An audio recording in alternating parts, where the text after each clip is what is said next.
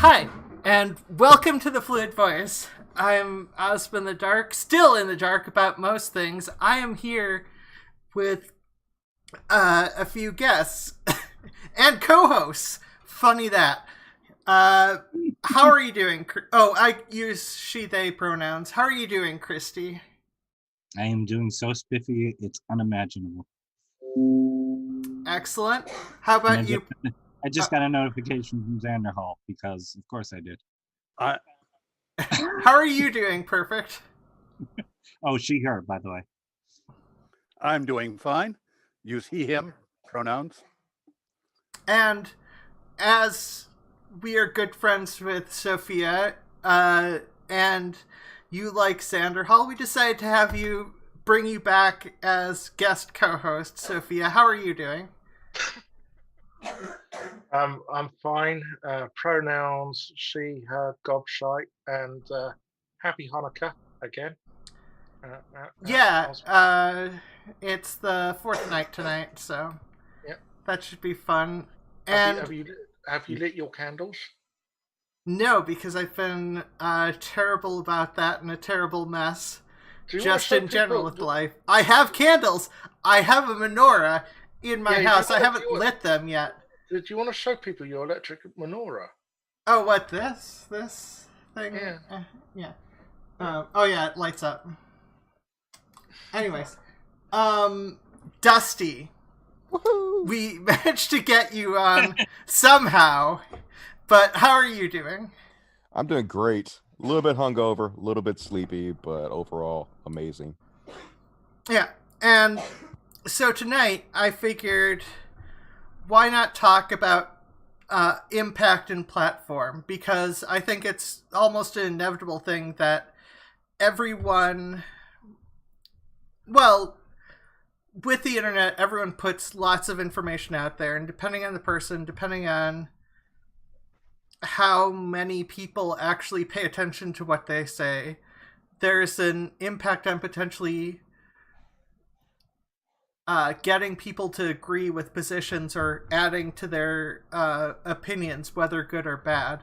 So, just to start things off, what is everyone's thoughts? Just a brief summary. What is everyone's thoughts about impact and platform?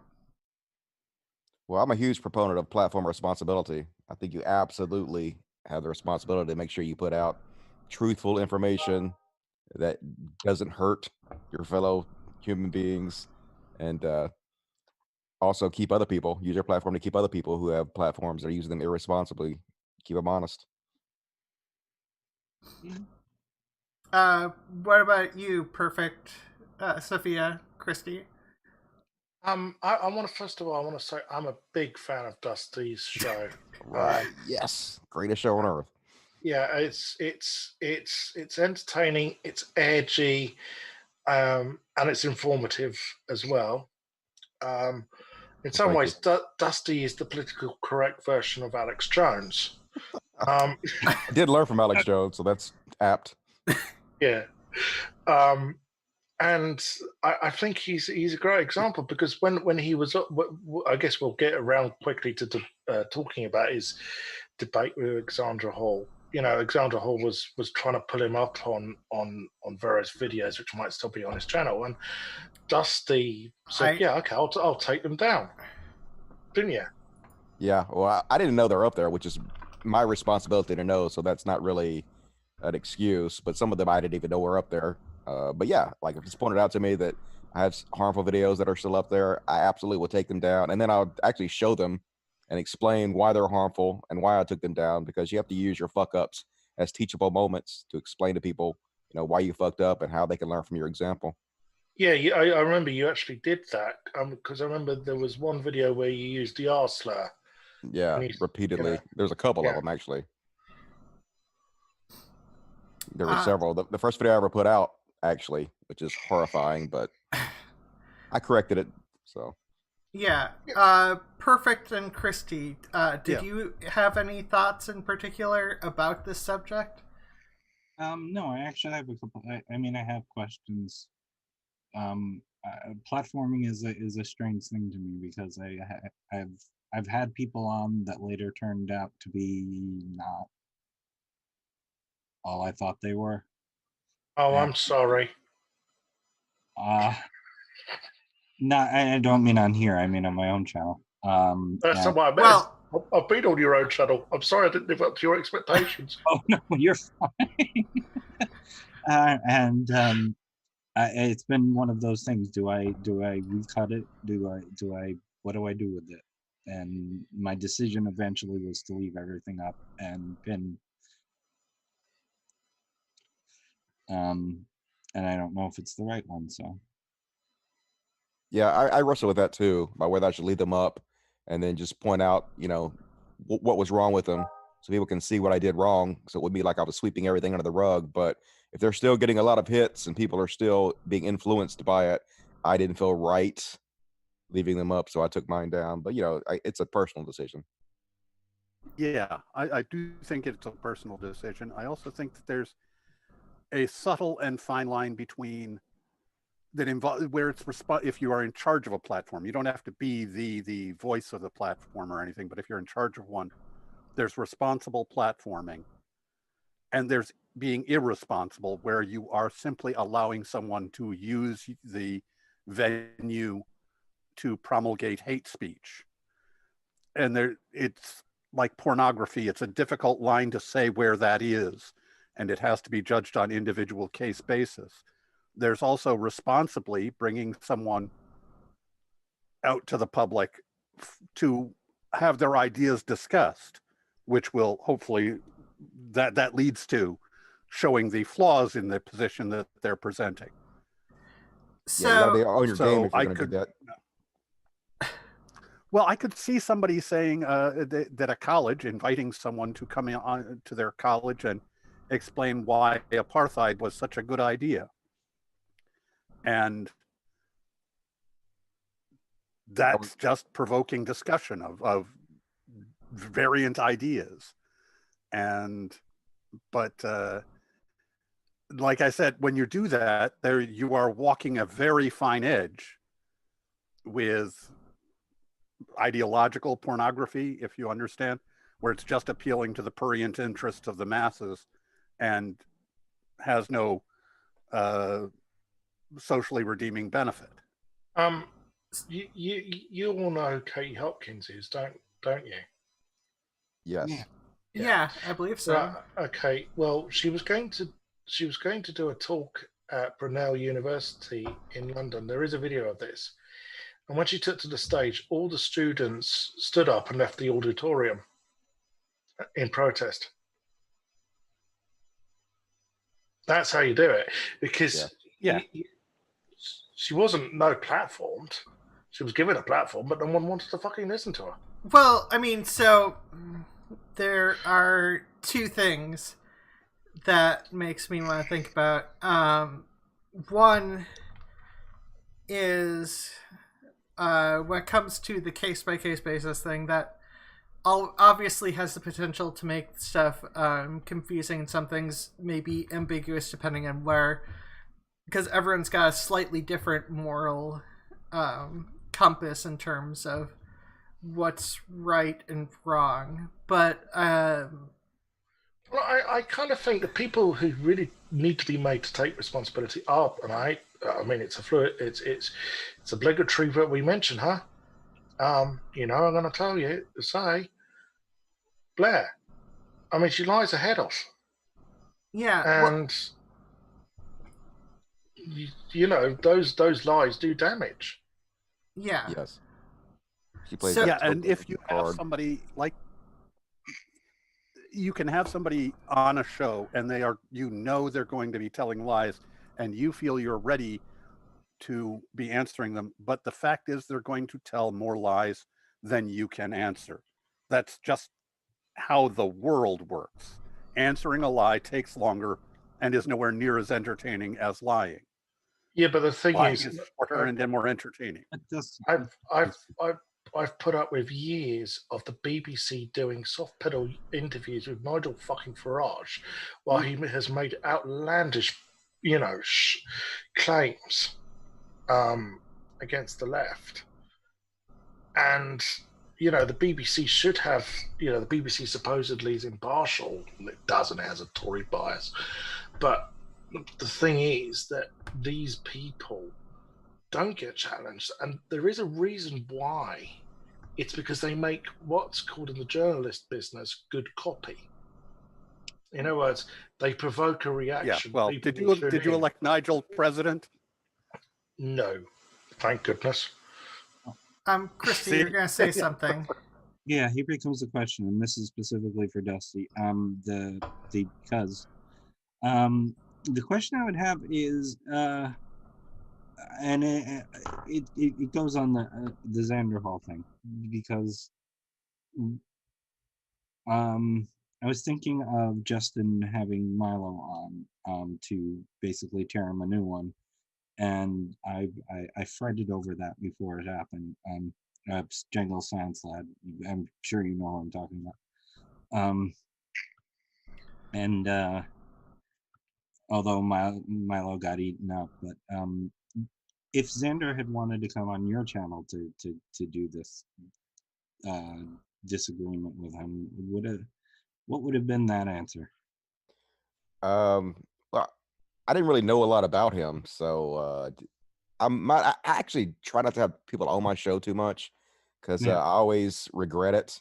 They end up doing something fucking stupid, like I had Volsh on, and then he and it was I remember jokes immediately right after I had him on, and and then I took shit for having him on, and so I just kind of doing my own thing, because then I'm all responsible for myself. So I probably would not have had him on if he would have asked. Yeah, I remember when you had Volsh on. It was about 5 hours fucking long. Not because of you, but because of Volsh. Yeah.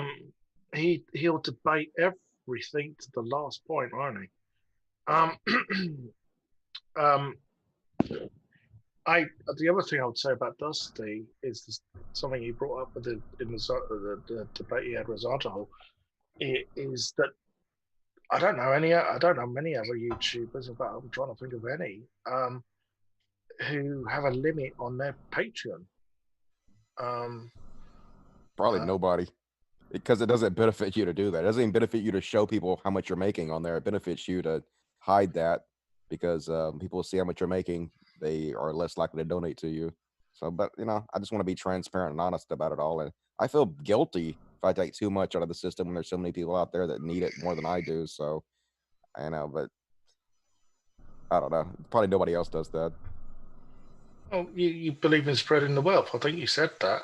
Yeah, yeah. I'd rather you give it to smaller creators who need it more than I do. I know one other person, but because I don't think he makes this a public. This is known generally. I won't say, which means I should have just kept my mouth shut, right? Okay, so I assume that you want me to brush past a slightly different aspect of the topic. Yeah. I definitely had something, but I admittedly forgot what it was exactly that I was going to ask, because I did have a question about platforming. It was with relation to what it well, I mean, for one, I'll just go with one of the other questions I had thought of, just in general. Oh no, I remembered it. Sorry. Okay, so one of the concerns in terms of platforming is even having a debate about the topic has the chance of giving validity to the topic. I don't know if any of you agree or disagree with that, but it's just one of those things where with some things I get that impression. Well, yeah, particularly when it comes to TERFs. Yeah, that might be where I keep getting that impression, because if you're arguing about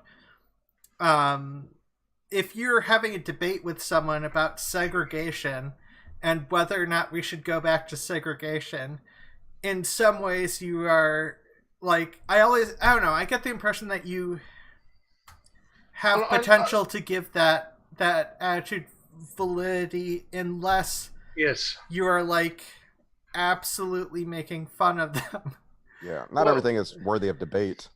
I know what you're saying. It gives validity to whether they even deserve to be discussed, but that's why I don't advocate having shitty people on your channel. You know, even if you think you could destroy them, too much shit gets past the goalie. You can't in real time fact check everything they say. So I just personally don't feel right about platforming those people.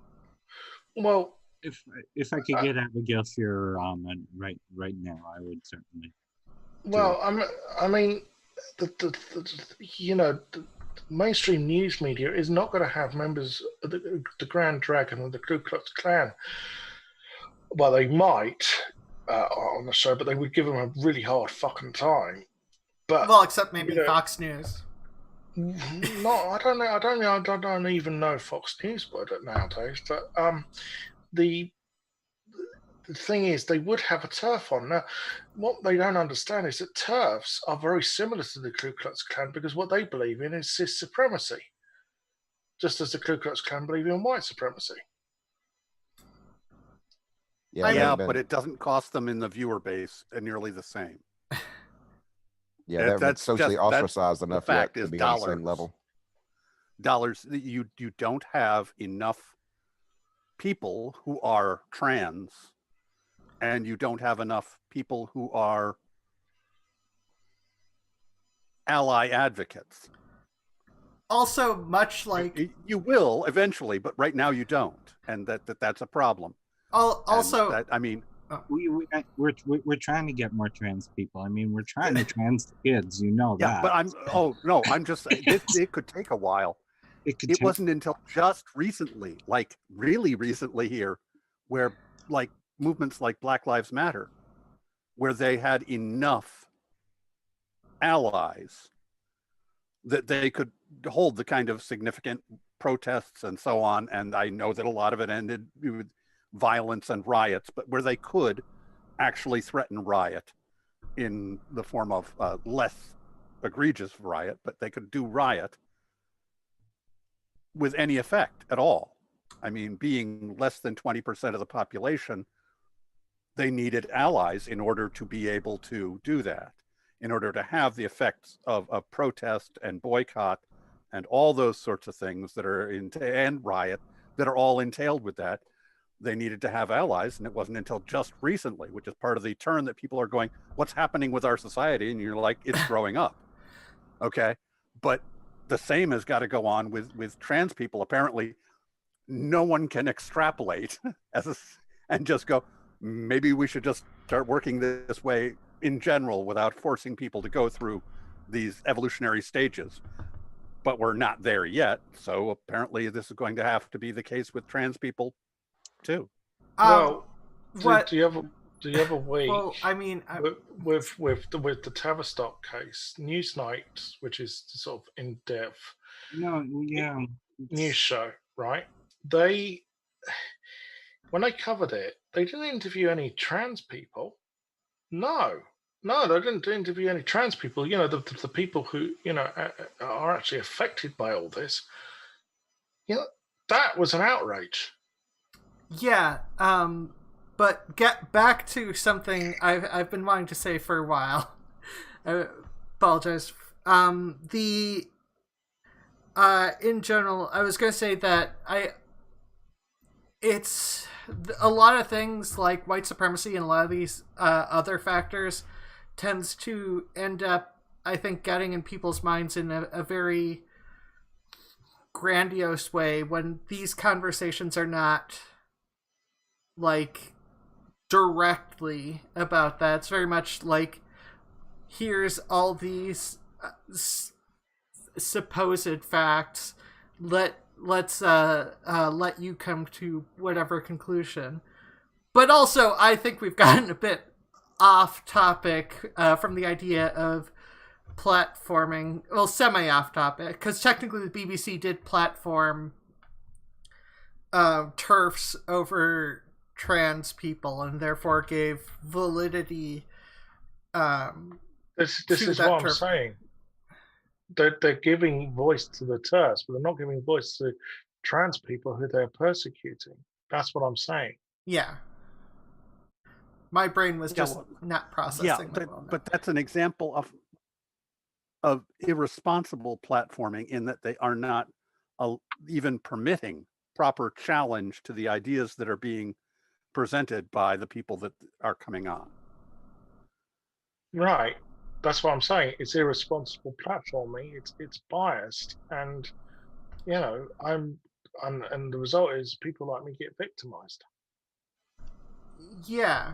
Although with these things, obviously, when it comes to a channel, whatever sort of channel, whether it be television or YouTube or whatever, it helps to be clear about what your political ideas are and where your positions are. So it's less about who you bring on and more about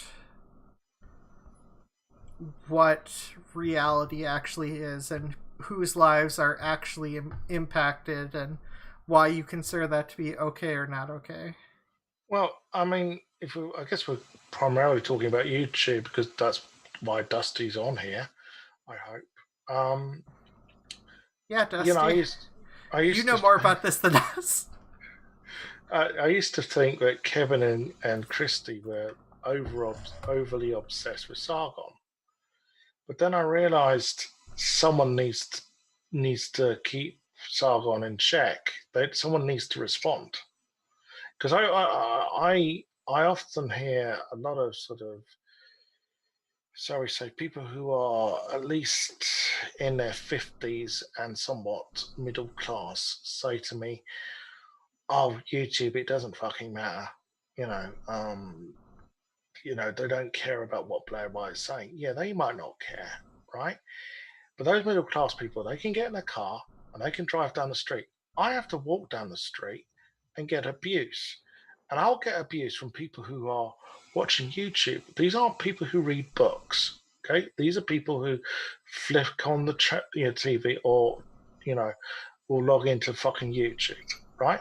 They'll be the people watching the Blair White fucking videos. Right? Well, yeah. The transpanic thing is still beneficial, to be a boogeyman. It's not as socially acceptable to be a homophobe anymore, and it's not as socially acceptable to be a racist anymore, but it's still fairly socially acceptable to be a transphobe. So we just got to it's getting better though. Like even people like me have tried to educate myself. I believe it is. Like, I've made leaps and bounds over the last several years, the videos I would put out, and then realized the harm they were causing and the ignorance I was spreading. And so if I can change, I think anybody can, really. So I think the trans acceptance is more than it used to be, in my opinion. I will say, yes, but don't Dusty, just to change it. I know where you. Yeah, and not to belabor. I do have a copy of the questions for SJW's video. I hunted down a copy. The Amazing Atheist version.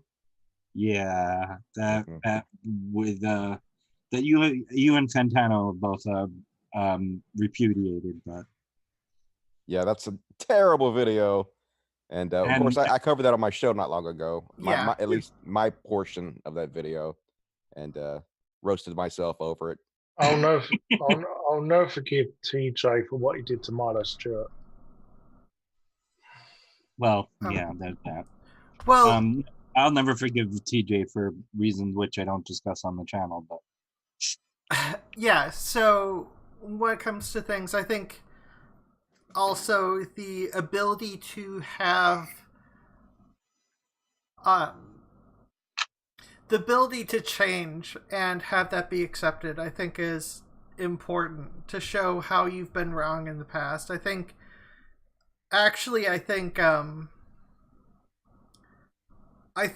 promoting that as a good thing, and I think if this gets you popularity, Dusty, at all, which I don't know if it does, but No, it does not. But Well, talking about change, Dusty, you're a bit more cynical about whether Sean Head has changed for real. Yeah, that's actually where I was going too. So I mean, I think she's Yeah. personally changed, but I don't think she's taken responsibility for her past mistakes. And you know, that's what. that's part of the redemption arc is taking responsibility and then using your past fuck ups to show people, why you fucked up and let them use you as an example on what not to do. And she hasn't done any of the work. You have to do the work first before you can have redemption, in my opinion. But personally, I think she's probably changed. I mean, I think her change is mostly due to following the trends. I really don't think my personal opinion of her is that she's not a very good person, that she just does whatever she does because of popularity and money. But that doesn't mean she can't be beneficial to the left. She absolutely can. I mean, even if you're a bad person, if you're putting out good content, you can still be beneficial to the left. So I would welcome her, into the left, and but I want her to do the work and take responsibility for her past actions. But like, honestly, I'm kind of tired of talking about it because people shit on me for talking about Shu. I can't. They try to almost baby her. I'm sorry, my cats are running around everywhere. That's in the background. And they trying to baby her. They're like, "Oh my god, you're obsessed," or she's not gonna sleep with you, dude. Or and I get sick of hearing shit like that. So I just feel like I've said what I had to say about it.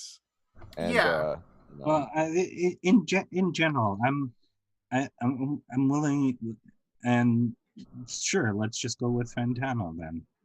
I mean, Fantano put in a lot of the work to come out of that and put in a lot of, this is where I fucked up and I thought I was doing the right thing and no, I'm not, I don't know. Yeah, it's really easy. I mean, I just don't understand. I mean, I think the part of the reason she doesn't do it, doesn't take responsibility, doesn't use the same platform she used to harm people to try to correct the record, is because people want her to, and she's just like almost childish. Like, no, I'm not gonna do it just because you guys are trying to pressure me to do it. Kind of like an Eric Cartman. I do what I want, but well, I think she can be beneficial. So I don't want to just shit on her so hard that it actually hurts things in the long run. So I'm open to having her be a beneficial part of the left, but and it's not up to me anyway. I'm not like a gatekeeper. I'm just one guy. It's just my opinion. So one of the interesting things I've heard about this, and ultimately, when it comes to building bridges and when it comes to unification, because obviously there's some benefits to unifying under a particular thing. Two things come to mind. One is obviously different people might be working for the same goal in a particular circumstance. For instance, me and Arya agree on the police. We disagree on a lot of other stuff, but we agree on when it comes to the police. That's a good thing for that particular factor, and I would definitely promote her for running for sheriff again if she was going to do that. But the other thing is, when it comes to unification, is I don't like the opposite end of the negative things where people get left behind. Yeah, where it's just unify, but unify and platform a bunch of transphobes because you agree with all their other opinions. So it's like this weird bridge that I feel like you have to walk just to try to get anything meaningful done. I always have it as a line I will not cross. It's generally don't platform or vote for anybody who wants you dead. I think that pretty much.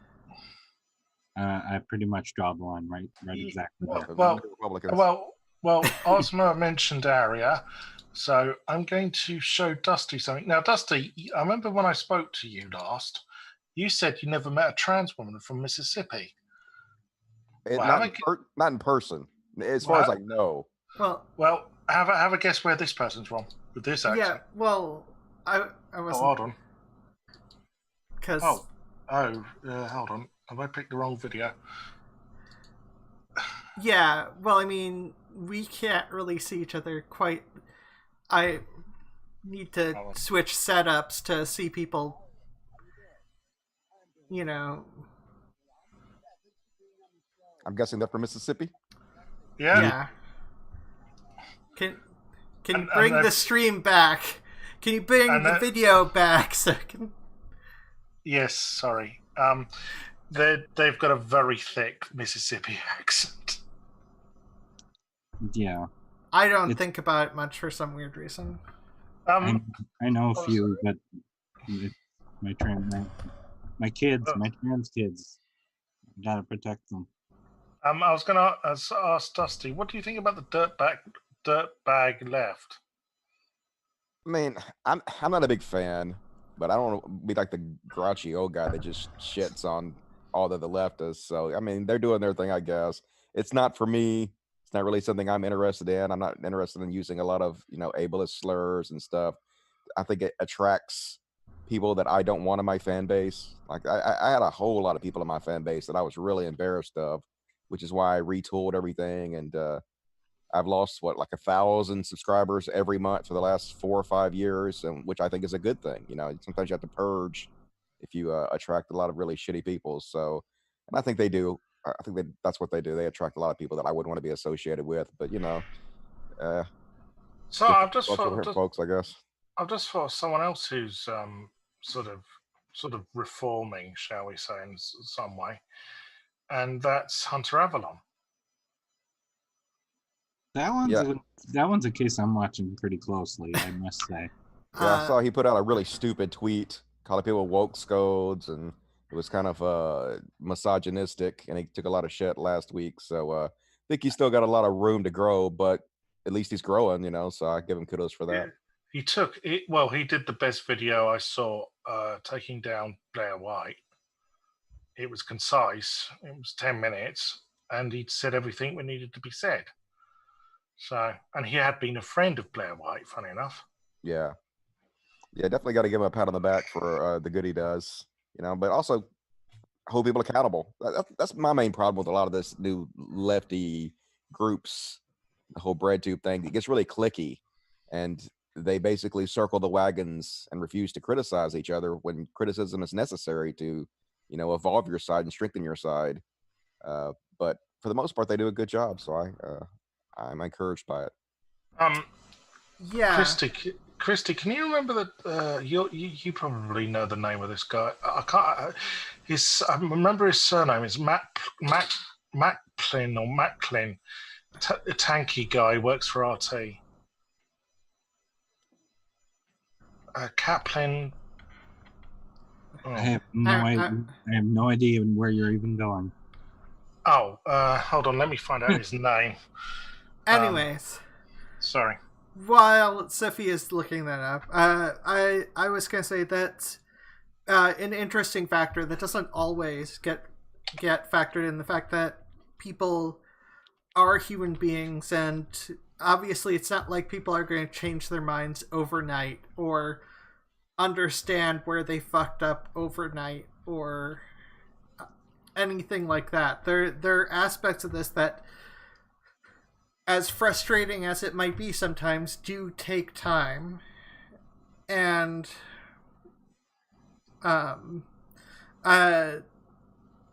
it's one of those things where at what point is it that it's ethical to promote someone who is going through this sort of change as someone at what point is it ethical to promote someone? At what point is it not a good idea to promote someone? Yeah, that's a hard line to find. Enough time has to have passed in order to prove that they've changed, by their behavior.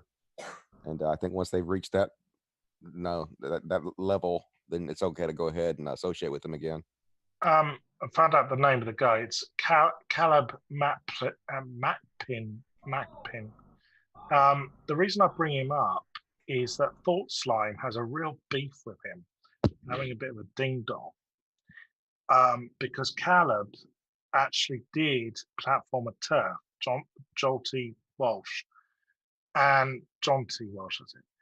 And I actually saw the interview where she said, "Oh, I've got nothing against trans women," but then 5 minutes later said, "Trans women, they reinforce the feminine stereotypes by having long hair and wearing makeup and always having to wear a skirt." And I thought, hold on a moment. 5 minutes ago, you said you got no problem with trans women. Now you're saying you do.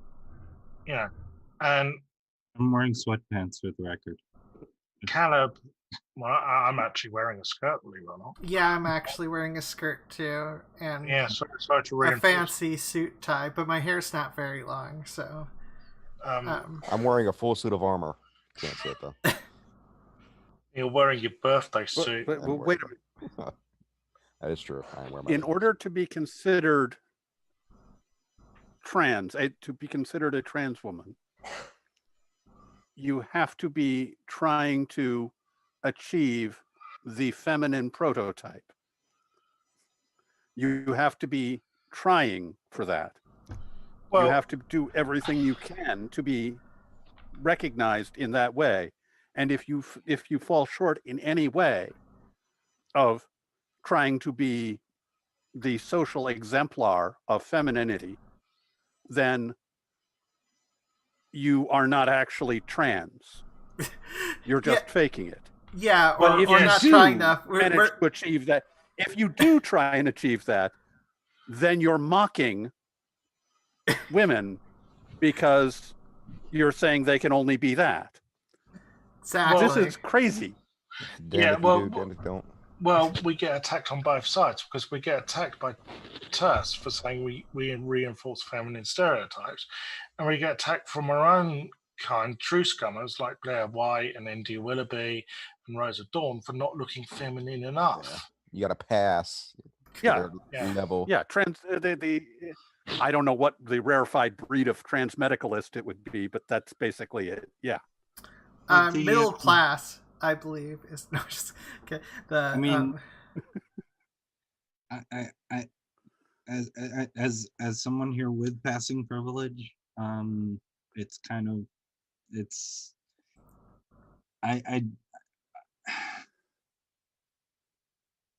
there have been times when I've wanted to say, you do realize I'm trans, right? And I've had to do that once, but just because it's like there comes a place where it's like I'm feeling upon because I'm passing for the wrong reasons or whatever. I don't really know how to explain it. Well, Ozma should have passing privilege because she's got jugs and she knows how to use them. Hey, first off, yes, but secondly, I've had passing privilege for a while, even when my jugs have been small, because I have had a nice ass for a long time. So I don't know where I was going with that. Well, I actually had this is a true story. I went to lobby some Labour MPs. God, this is about 5-6 years ago, right? And I had a discussion with one Labour MP, Sharon Hodgkinson, about why it is that trans women should have breast augmentation. And I said, men tend to look at tits rather than faces. And someone who was sitting nearby said, that's actually true. They've done research on that. Yeah, they have when it comes to passing privilege. But to get back to the general topic, no, not. Yeah, we're talking about the impact and the platform of my boobs. Shall we platform? No. I can't hear a word you're saying. I'm just looking at the boobs. I've got a nice pair of platform boobs. Yeah. I think one of the things that I know it was brought up a little bit with the Xanderthal thing, but I think that sometimes people don't seem to acknowledge the impact that they have, or acknowledge it or don't acknowledge it depending on when is convenient for them. And I'm not and I, on the other hand, have worried about it, and I think we're on like the worse other side of that direction, because like this channel is still relatively small. My main channel is still small. Like, the amount of impact I have is But you have a big heart, Ozma. And big boobs. I mean, both those things are true, but like, I hate you guys. Now I can't. I keep Yes, getting but someday off you're going to topic. be- Someday you're going to be internationally known. Yeah. Yeah, synthesize matters is what you And do. people are going to come seeking this out, going, remember, this is where she started. Oh my god. Yeah, don't forget us. I mean, Dusty used to Dusty used to run porn sites. He could give you some advice. Oh my god. Yeah, we can hook you up. If that's the direction you want to go. I'll contact you if I ever have time not try. Like, there's a million things I feel like I have to be trying to do. I still haven't set up for like 2 weeks. We're gonna do like a Christmas special type thing, but like, I haven't dealt with that at all. There's like other stuff I have to do. I have to sort out being able to get like a home.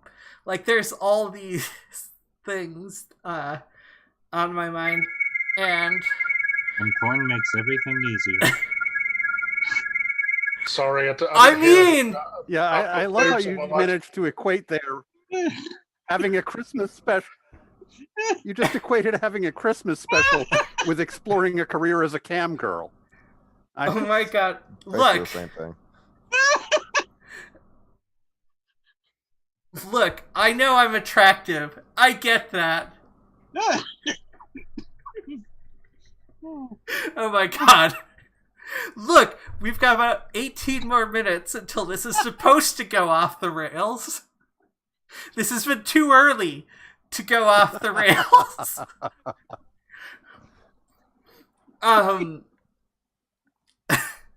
But seriously, when it comes to I think we're all getting on Alex's tits. God, the impact the channels they do, the impacted platform aren't helping as subject matter when it comes to this breakdown. Look, the everyone, what you say in public matters, and what you do in public matters, and there's a chance you will be seen and agreed with, and to some degree that does affect people's opinions. People can get swayed because oftentimes people go on emotional knee-jerk reactions, and the when it comes to impact and platforming, a lot of the stuff involves in my mind, I think what sort of impact that makes. If you're going to give a platform to somebody who says that, oh, trans women only want to, trans women only want to gain access to female-only spaces so they can assault cis women, you are putting trans women's lives in danger, because you are basically making out that trans women are, are only up to nefarious no good. And this is happening. This is happening. And the worst of it comes from, people like Blair White and Rosa Dawn. And I will keep driving this home, because the thing is, and India Willoughby, I'm sure Dusty's heard of Rose of Dawn. You won't have heard of India Willoughby, but because they're trans themselves, so it's like, well, even some trans women are saying that other trans women are up to no good. Yeah. Yeah, it's like they're Yeah, but- tokens. Like Jesse Lee Peterson's racist, but he's black. You know, like Dave Rubin is homophobic, but he's gay. You know, they play into that audience that rewards. That. Yeah, they're one of the ones. Candace Owen, she's another Auntie Yeah, Thomas. exactly. Yeah. But part of it is you have to. They have ways of making the argument present as reasonable, and you have to have systems for dismantling their argument. And I think it's important to disseminate that. And the way to disseminate that is to actually address their argument as they're presenting it, as they are saying that it's reasonable. You have to have some way of determining if somebody is trans or not, which is actually saying we need to set up barriers that we, as the reasonable cis people, can control and determine whether or not you actually are trans or not.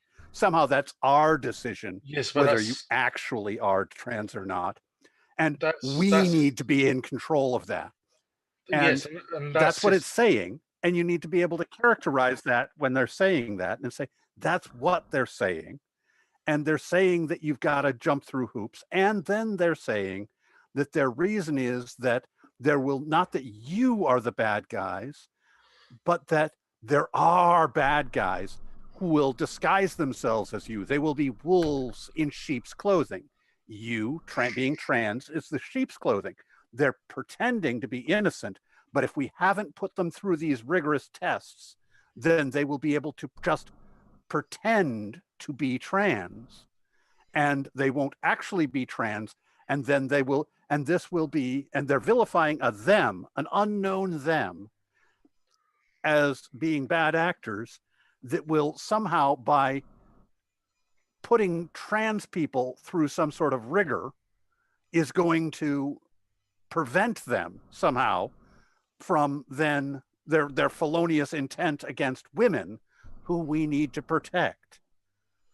And they've managed to infantilize women and relegate your rights to being unimportant, all in one step. Oh, don't forget the letting non-conforming women get fucked over by being considered men and prevented access to women's changing rooms or women's bathrooms.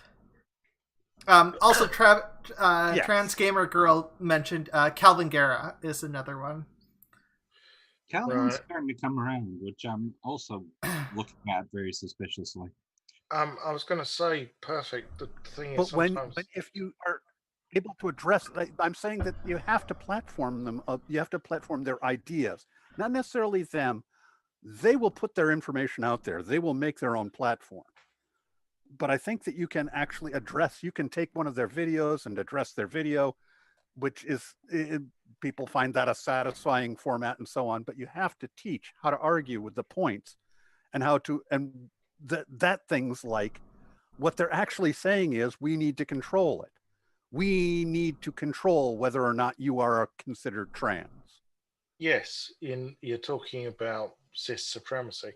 The problem is, I don't know if any of our arguments work in a post-truth world because, well, we've just seen it in the United, in your where you are across the pond. The last month. It's okay. You can call it the United States.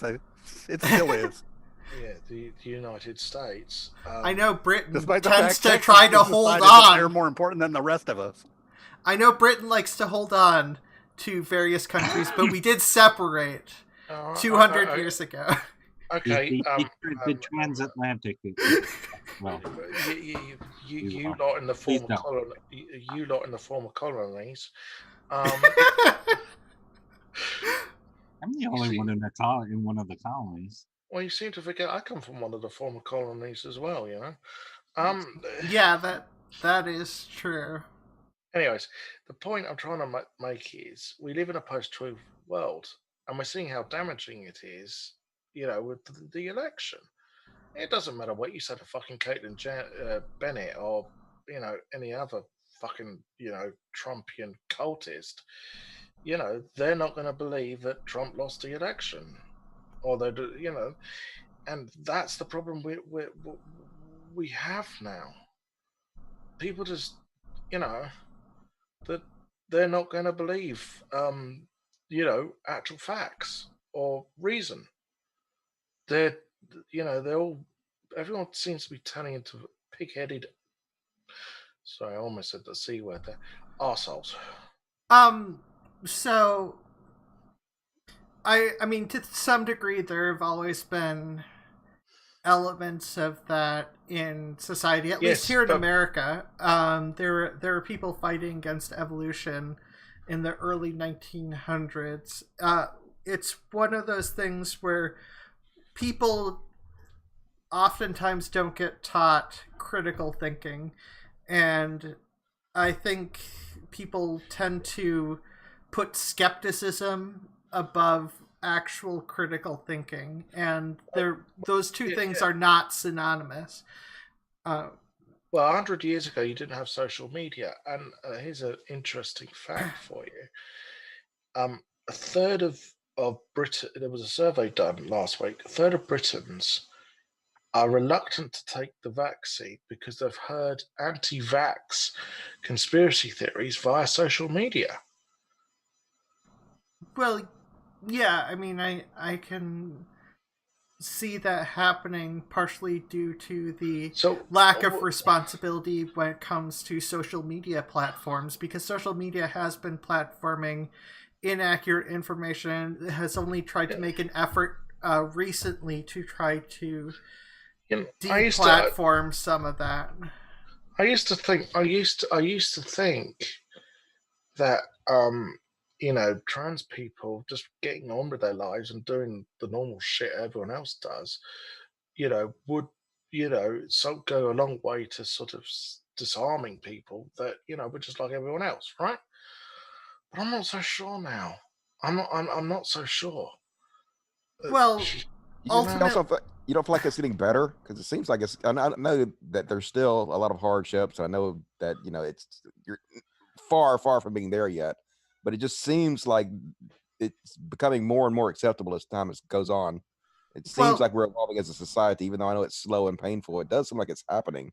Well, I mean, I think that's definitely happening more in the U.S. than the U.K. because can I explain?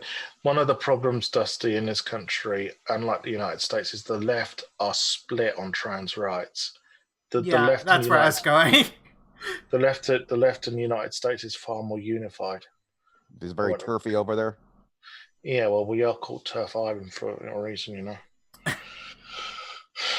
Well, I mean, in that way, it makes it easier for you to associate trans rights with Team Democracy, Team Democrats.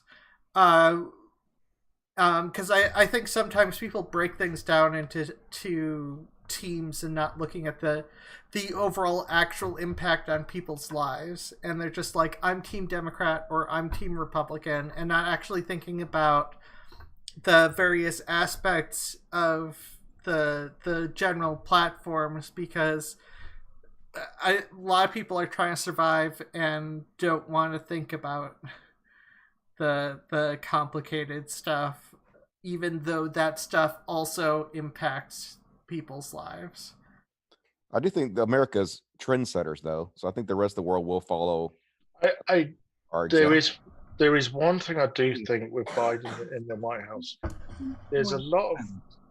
There are other far right governments, such as in Brazil and in Poland, who haven't been kept in check with what they've been doing because, well, Trump, will go along with their bullshit, which is actually persecuting LGBTQ people.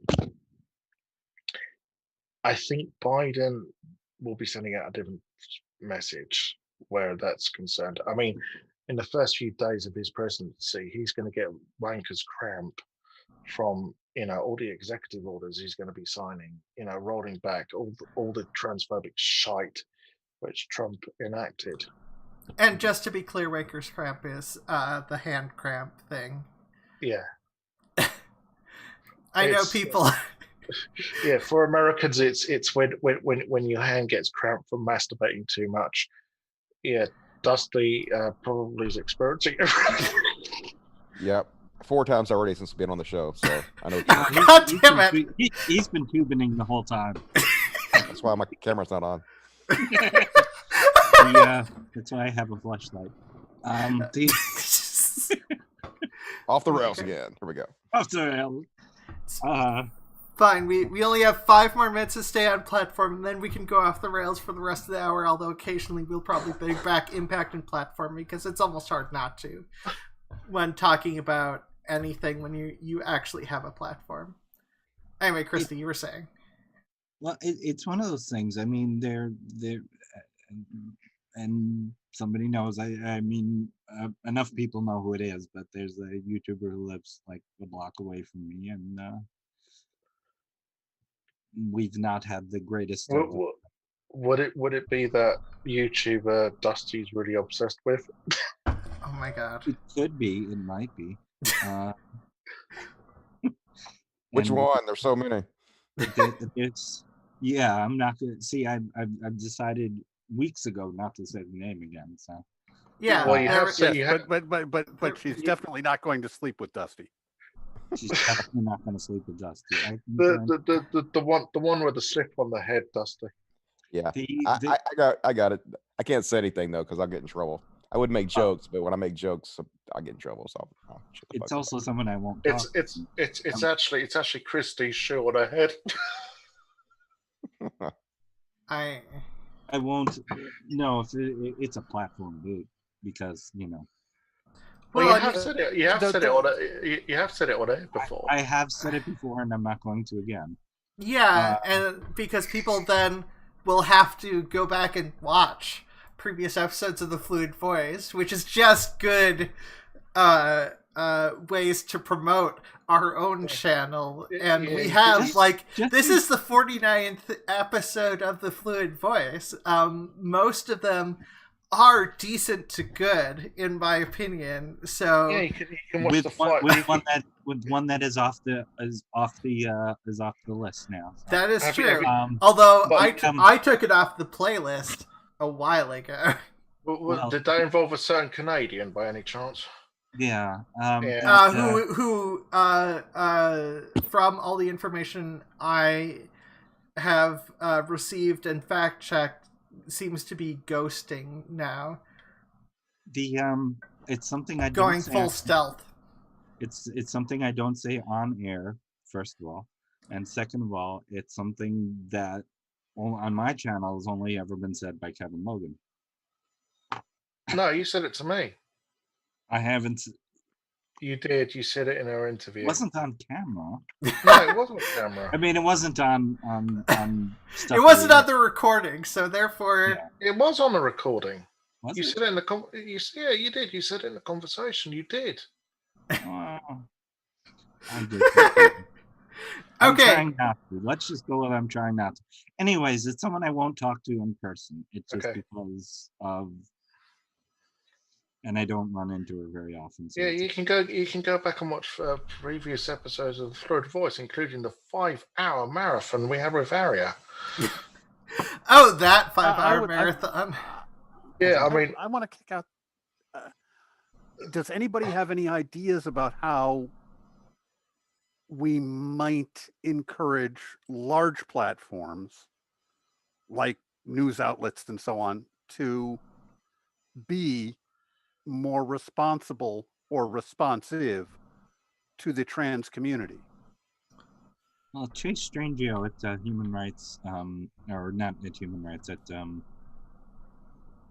Trans Awareness, has been doing a good job on that, or at least busting his ass trying to do a good job.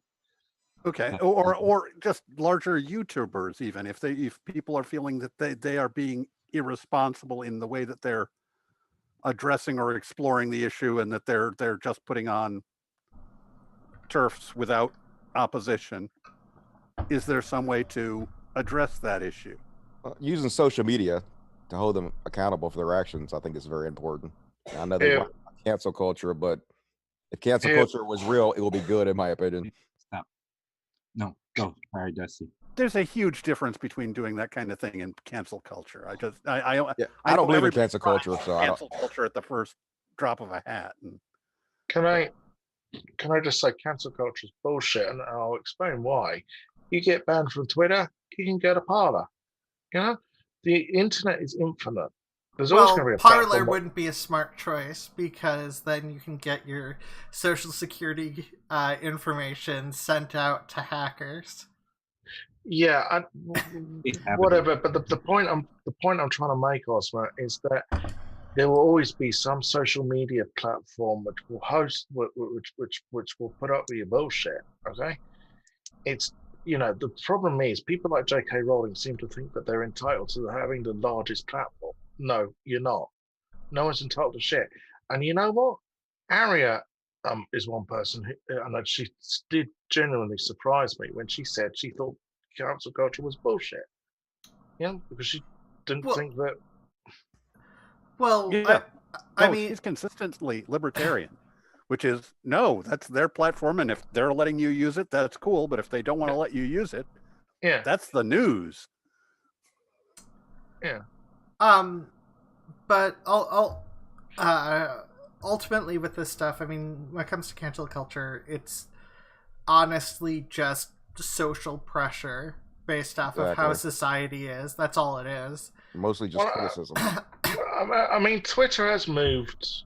I mean, there's still turfs on Twitter, but they're not as many as there were a few years ago. I mean, they kicked off a few. And, well, I remember they banned Miranda Yardley. Hooray! And the depressed former comedy writer from the BBC. Oh yes, Graham Lyman. Yeah, I actually did have Maya Forstater come after me at one point, which I thought was a coup. Well,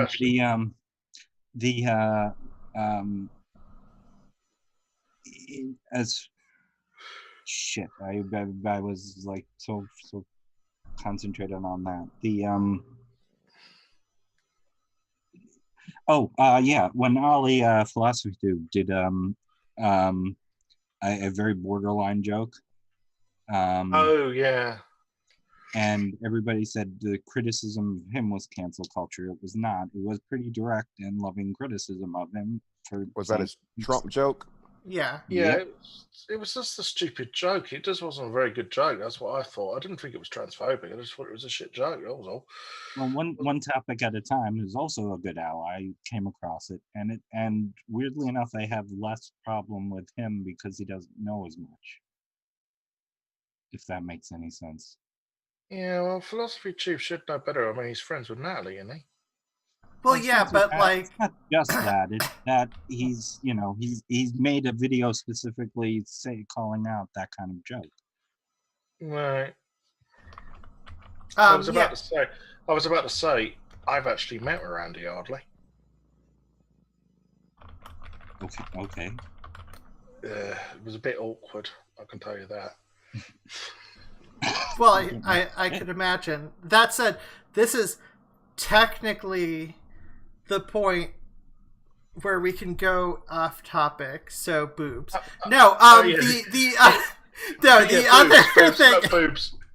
Let's talk boobs.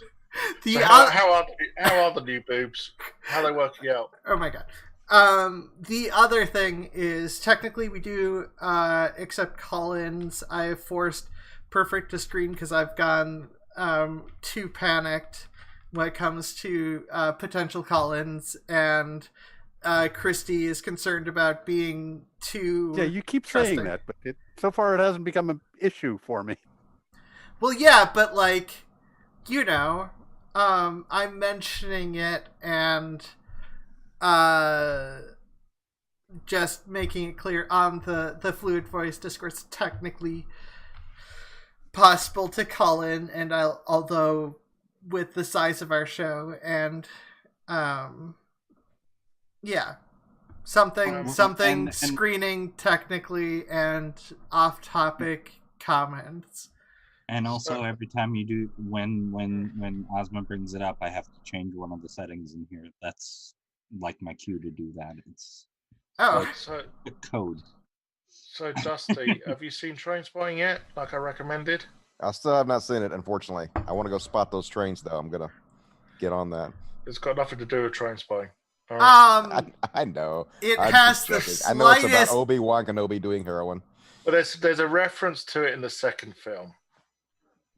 Right? There is a reference to Train Spotting in the second film, but the first film's. I mean, they're both really good films, but the first one is better. And I just want to explain something. When that film came out, that had such an impact in this country. It really did change culture, the whole culture. And like it was like a really low budget, tiny film. Did amazingly well. Made a star of Ewan McGregor. Well, yeah, and also the director got to do the Olympics thing. So what the heck, right? Yeah. Although Train Spotting is briefly brought up in the film, I just can't remember exactly where. I know they definitely crossed train tracks at some point. No. There's a reference to the why it's the reason why they say their life is train spotting. It's in the second film towards the end. Big B sort of explains it. Yeah, Big B explains it. I always thought I always got the impression that there was whatever. There's more train stuff in there than there is in the United States. So like I can't. I associate Train Spotting with trains more than I do most of the U.S. because we sit around driving cars. All I know is it had 2 Sherlock Holmes in it. So. Oh yeah, it did, didn't it? Yes. I don't know, but like, because fuck it, I put a little bit of effort to talk about impact and platform, and I still want to talk about it occasionally. Still, I really want to keep to that. Yeah. So, I think, like, I think there are good things you can do with the impact that you have, and for one, I do think, Dusty, that you're making videos about your mistakes or whatever. I think there's the idea of if people do the same thing that you do, because people see stuff and they do like a monkey see monkey do thing. They're like, if they like that, then they'll do it. I don't know how many people will like it, but there's a chance that might spread to others, hopefully. Inspire others. Yeah, I try to lead by example. I criticize. I'm very, very heavily critical of other people, but you also have to be critical of yourself, and hold yourself just as responsible, if not more, than you would hold anybody else. Or otherwise, you don't have any like moral high ground to speak from. So, I'm trying. I don't know if it'll inspire anybody else or not, but if it does, good. Well, you and I think the day that the music lived, I guess, was when Seth Andrews. We found out that Seth Andrews couldn't take criticism at all, and started naming us the what the hell? What did he call us? Oh dear, I've forgotten. It was just pretty awful. It was over the Mythicist Milwaukee thing a few years ago. God. And they threatened to have me removed if I showed up. Yeah, and what Steve wrote Steve and I both wrote essentially the same thing, which was who would have thought years ago that I'd be sitting here agreeing with Dusty Smith and Seth Andrews would be dead to me. Yeah. Strange bedfellows, strange times we're living in. Yeah, exactly. Well, yeah. And that's yeah, like I was saying, there's like a number of good things that comes with uh that can come with platforming, and just as much as they're bad things. And I think they're something positive. Just Yeah, I choose really not to platform other people. I just like using like I think their videos and stuff, and then I comment on their videos or I break them down and that type of thing. But you don't really have to have them on your show in order to destroy their ideas. So I'm kind of hesitant No. to invite them on. Well, yeah. I mean, the thing is, you've played Baked Alaska videos, including the one where he went into that shop with that that recording on his phone, repeatedly saying the N word. Mm-hmm. I mean, it just showed that what a call out dick the trash. Yeah, I saw he got arrested actually last week. Yeah. Go on. I was going to say he was supposedly trying to turn his image around before he was apologizing for being the alt-right, and then I guess he wasn't accepted, or he got shit on by his alt-right friend, so he immediately went back to that cesspool. But goddamn, what a horrible human being he is. Well, yeah, I just with stuff like that, and this is something I've struggled to understand, is when people go out of their way just to be assholes. Yeah, but there's some people who get off on that. There's a shitlord called Rags. He's like his whole thing is he's part of the PC master race, and he basically shits on people who use consoles. And I mean, he's right. PCs are better than consoles. But wait. Who is this person that you're saying you're talking about? Rags. Okay, I don't know. Rags. Yeah. Anyways, Xander Hall actually had him on his channel, and of course, Rags just had to do it. He had dropped the N bomb, didn't he? Yeah, that's arguably a reason not to have people on your channel without screening them. Godless Cranium said consoles are life. I mean, sure, I sometimes get off on pissing off the far right because, it's funny. It's seeing these ludicrous, people who seem to think that because they've got a certain color of the skin color, they're better than, other people who have got a different skin color. I just think it's ridiculous. Well, I mean, they see the advantages they get, and they think there must be a reason. They look for an excuse for those advantages. So they essentially say that retroactively say that I must the skin color must make me inherently better, and then they look for various facts to justify their position retroactively. Yeah, all this. The very Calvinist. In the U.S. especially, there's a very Calvinist streak running through us. So anything we get, we deserve. Anything we get, it's like the concept of karma, which is the most evil concept in humanity. I mean, the thing is with the sorry, but it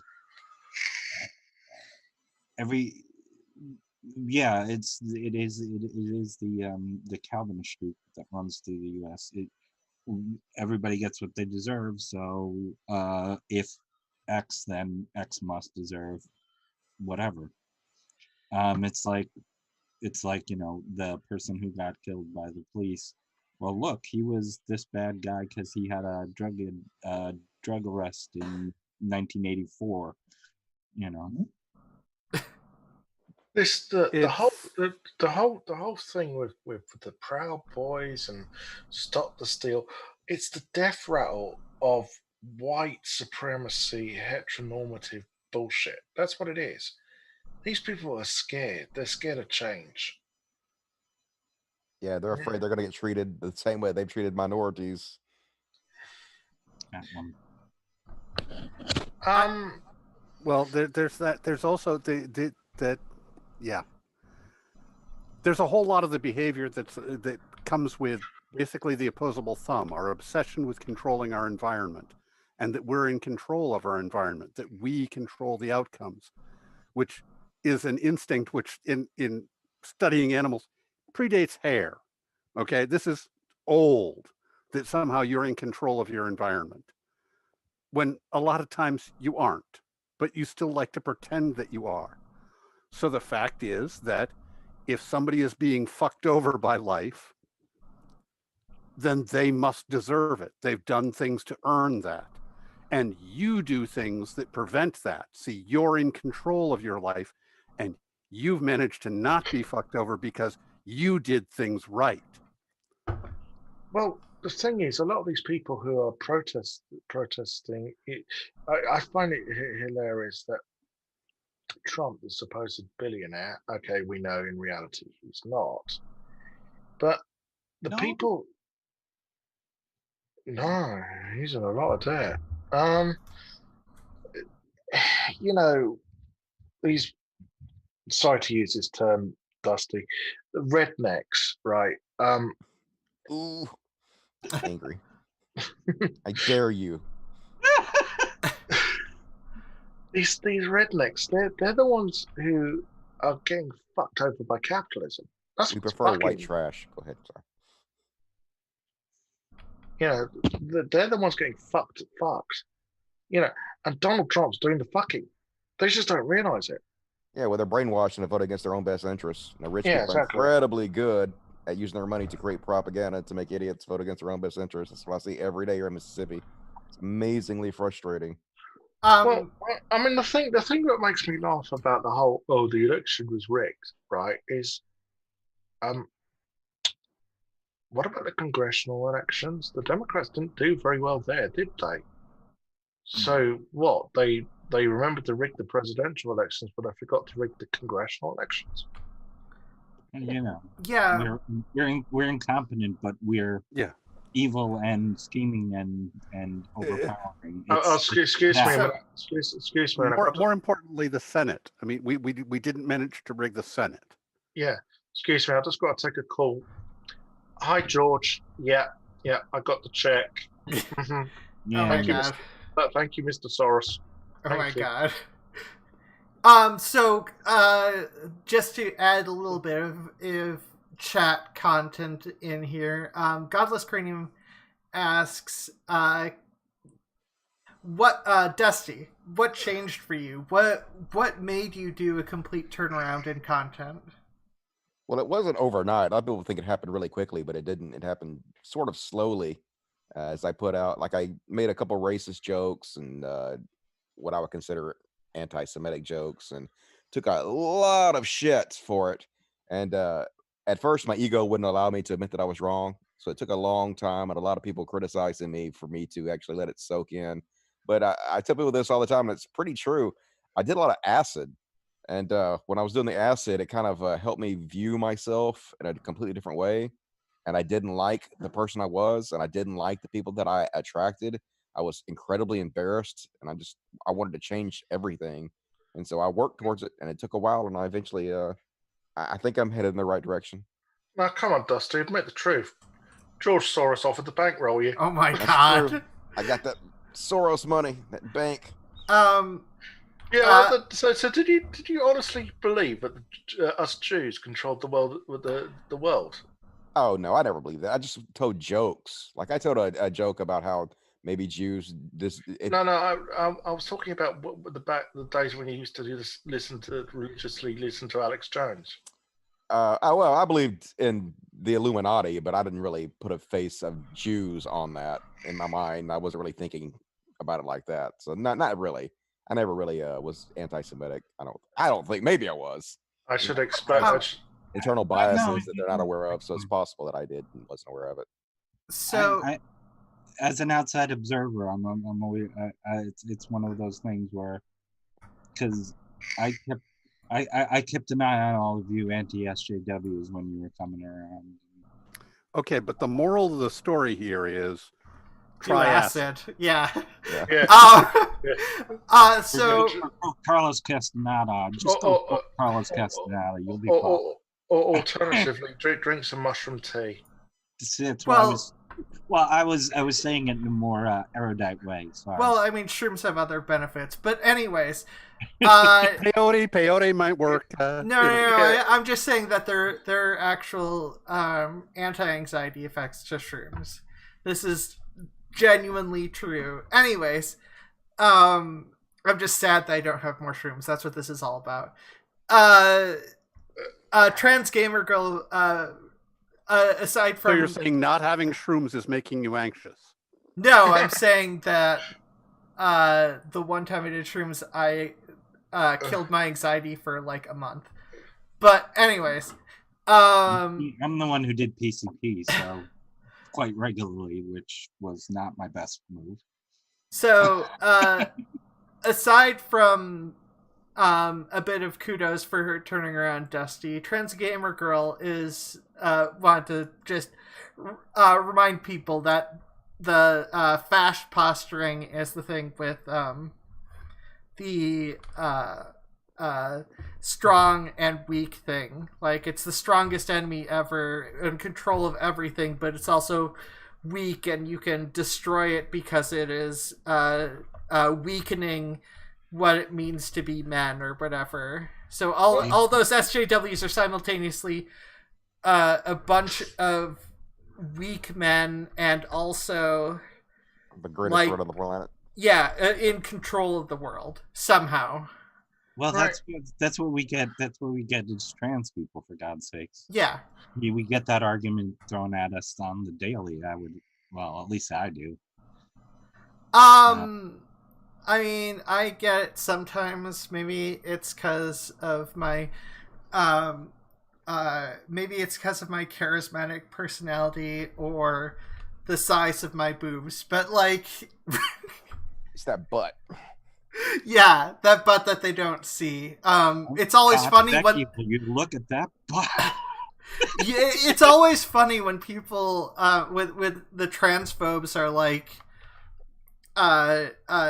talking about trans people, like they'll be like, oh, they'll be talking about like me having a dick or whatever, and I'm just like, the screen's up here. Do you have like a secret camera in my room? Like, what the fuck? Where are you looking? Yeah, well, all this crap about trans women should be allowed into women's spaces. I was going, we're going to have genital inspectors at the fucking door. Yes. I always say, because I mean, I bring it up often, but my mother gets stopped for being trans more than I do, because my mother is flamboyantly femme. Well, and I'm not. There was a turf over here. What's her name? Venice Allen, I think her name was. I'm sure she's still alive. And she used to, when there was protests and whatever else, she would go about with a fucking video camera and go up to trans women and zoom in on their crotch and go, oh, look, there's a bulge. I have stuff that takes care of that. See, what I'm saying is that trans people would be equipped with transponders, and cis people would be equipped with cisponders, and only the correct bathroom door would open for each. Oh my god, that's just crazy enough to work. Maybe this is why they actually want to give us this vaccine. It's actually got a microchip inside. And you'll be registered as trans and cis. Well, I mean, the bathroom thing was the actually, we thought it was a metaphor for J.K. Rowling's transphobic stuff. The bathroom thing in the gender swapping room thing in Harry Potter, but actually it was J.K. Rowling's secret plan was to give people cards and separate things that way. Have you had the latest with J.K. Rowling? Yes, she's awful. No. Well, yes, it did, but No, Yeah, no, we no, could- it's hilarious. She said 90% of my fans agree with me. I said that. No, they don't. No, they fucking don't, J.K. Rowling. She is so enamored with her fucking self, isn't she? I mean, she's a billionaire, you know, and rarefied fucking air. She doesn't actually. I think that's actually going to be her downfall, because she doesn't realize that people are, deserting her, Well, by their drives. I will go with. I don't think I've talked about this before. My own headcanon was when the the stairs that would go to only the boys or the girls dorms. That any trans kid could get on one of those and be like, I knew it, They take them to the stairs would take them to the right room, and there's a special room right in between the two for every few. Yeah, well, I was gonna say, do non-binary people end up in the Chamber of Secrets? That's it. Azkaban for you. Well, that reminds me of a conversation I had with Caroline Cosy. Oh my god. There was this case over here.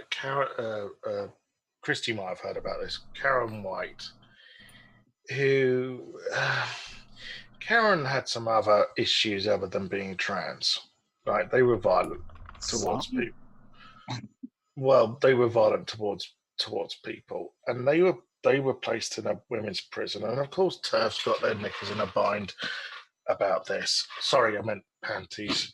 I don't want to be gender specific.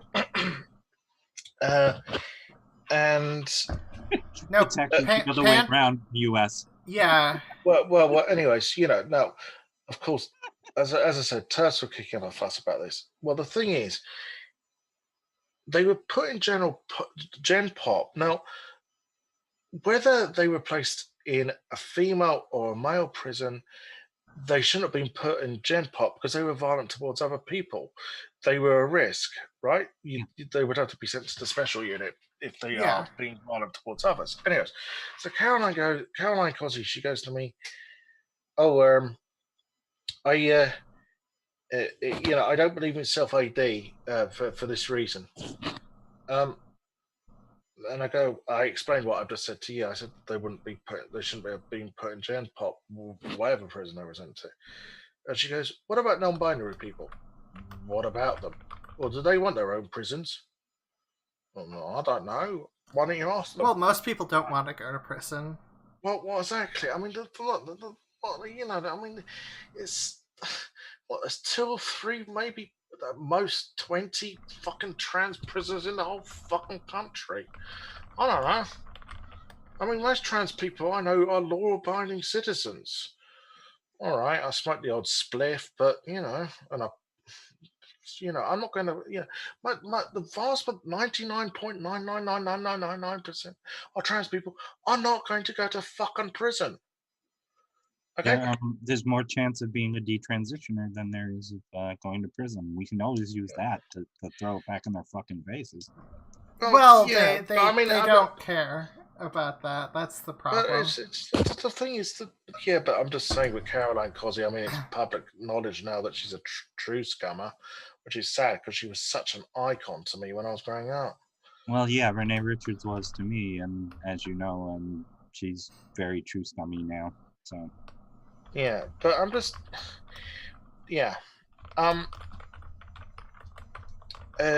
so, of course, we need to talk about Michigan. Do we? You didn't hear? What, have they succeeded again? Yeah, I've heard about Hawaii stuff. Plus, there's plenty we can talk about in LGBTQ rant, so if you want to surprise us... Chelsea has no power over anything, and she's already been voted down. So Fuck Tulsa. She's gone. She's gone in a couple weeks. Nobody cares. No, it's a Michigan court has ruled that businesses can discriminate against trans people. Yeah, well, they have no standing because the Supreme Court has already ruled the other way. Yeah. Yeah. So that's it. Really doesn't matter, except if the federal government fell, and the Michigan government then it was their job to take over, then it would matter. Right, let's change the subject completely because Well, Perfect. Are you? Well, we I can, know. we can go off topic in whatever way we want to. Well, But... no. Hold on. Dusty's a very well-known atheist YouTuber. I know that I said Happy Hanukkah to Ozma because but that's just out of politeness. Neither one of us believe in Yahweh. I'm gonna burn. Christy's an atheist. I don't know. Perfect. Are you an atheist? I was atheist. Oh, yeah. Yeah, everyone here is an atheist. I usually consider myself culturally Jewish because I do like some of the cultural stuff. And when it comes to Christmas, honestly, I'm just like, can see the Christian culture just bleeding through every element of that. And I'm just like, I can't relate. I don't care. Where Dusty and I met in the long ago, and in the long ago on the YouTube that was both being atheist activists, but it was when the anti-SJWs started taking over, and then we started to butt heads. So we met sort of just before all of that broke, or just after. I can't remember because I wasn't part of the group that was on the fighting end. Yeah, I was about to say. So, Dusty, what's your thoughts? I was kind of asking if Dusty remembers at all. Oh, sorry. I don't think so. Was that at some kind of atheist convention? No. I mean, we met on camera. Oh, okay. I don't remember. I'm sorry. No, that's fine. I looked quite a bit different. I had a long gray beard and white hair. In an afro, so this is. Oh yeah, that I remember. No, I'm sorry. I was gonna ask Dusty. So, what's your thoughts on Christmas, then, mate? I mean, I like getting together with my family and having good meals and camaraderie and stuff. I'm kind of bored with Christmas because it's the same thing every year, the same songs, the same music, same lights, same decorations. Like, well, let's do the same thing forever because we've always done it this way, which seems kind of silly to me. But Do you know what my favorite? Do you know what my favorite Christmas song is? What's that? It's Kevin Bloody Wilson. Santa Claus, you cunt. Where's my fucking bike? You bought me all this other junk. There's nothing I like. Oh my god. Never heard that one. I like stuff from the Vandals Christmas. No, I was going to say, Dusty. It's Kevin Will. He's an Australian comic. I'll have to look that up. Kevin Bloody Wilson. Yeah, check out. Take a note of this because he did one about Bible bashers. It's called The Festival of Life. It's very funny. All right, I'll check that out. Sounds funny. Yeah. The Vandals did an anti-Christmas album, which I thought was pretty good. And of course, there's the very serious and beautiful song "White Wine in the Sun" by Tim Minchin, a fellow atheist. I found something out the other day. You know, Greg Blake did that I Believe in Father Christmas song. I believed in Father Christmas, yeah. Yeah. Someone told me that was actually an anti-Christmas song. It's an anti-Christian song, yes. It's very much so. I didn't know that. Yeah, well, Greg Lake is dead, so there's not much you can do about that now. Okay. So, anyways. since the atheist community got brought up, I can't help but go back to skepticism versus critical thinking, because I feel like a lot of the atheist community has, I don't actually know how much, because I didn't pay attention to YouTube until recently, and even then I barely pay attention to YouTube. So but the general impression I got is a lot of them went to conservative views, and there's a lot of transphobic atheists, and I don't know. I always got the impression that the ones that did go down that route tended to focus on skepticism without actually thinking about the various aspects of the, you know, what the world would actually be like if this had any truth to it or whatever. I think people like TJ Kirk are bullies, right? Yeah. but like, hold on. Please don't bring up TJ, please. Just well, no, I was just going to say generally. Well, it was not just him; it was Sargon as well. Remember? So amazing. Yeah, TJ, it's a serious trigger for me. Okay, well, Sargon. Okay.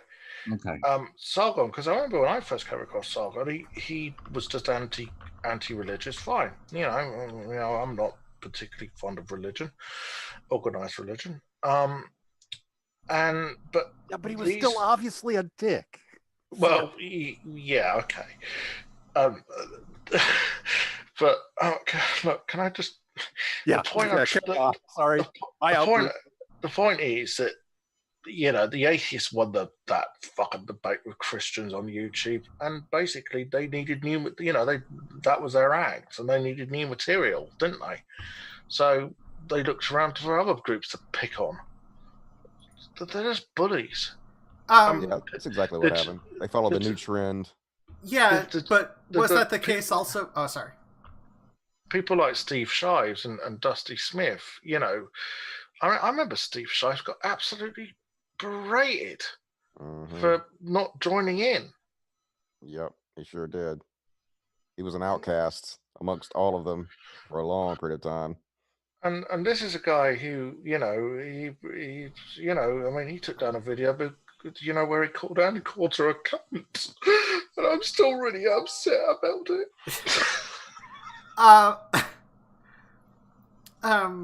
Yeah, I mean, but I also feel like some of the larger atheists, even outside of YouTube, like Richard Dawkins and Sam Harris, he's a dick.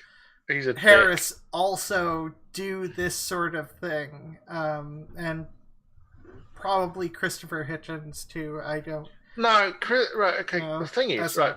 I'm going to say. I don't know as much about Christopher Hitchens, so I don't know dead, for sure. He's been dead for nearly 10 years. Oh, okay. So that's why he sounded familiar, but I couldn't quite place him because I know Richard Dawkins and Sam Harris, to my knowledge, have put out like transphobic and anti-Islam views, which is like far more anti-theist oftentimes than. Well, you got to remember Jordan Peterson as well. Well, we don't. Yeah, but Jordan Peterson, as Jordan Peterson's essentially a Christian. For what? I thought he was an atheist. No, he's okay. Oh, is he? Oh. Okay, I see very little evidence that he's actually Christian.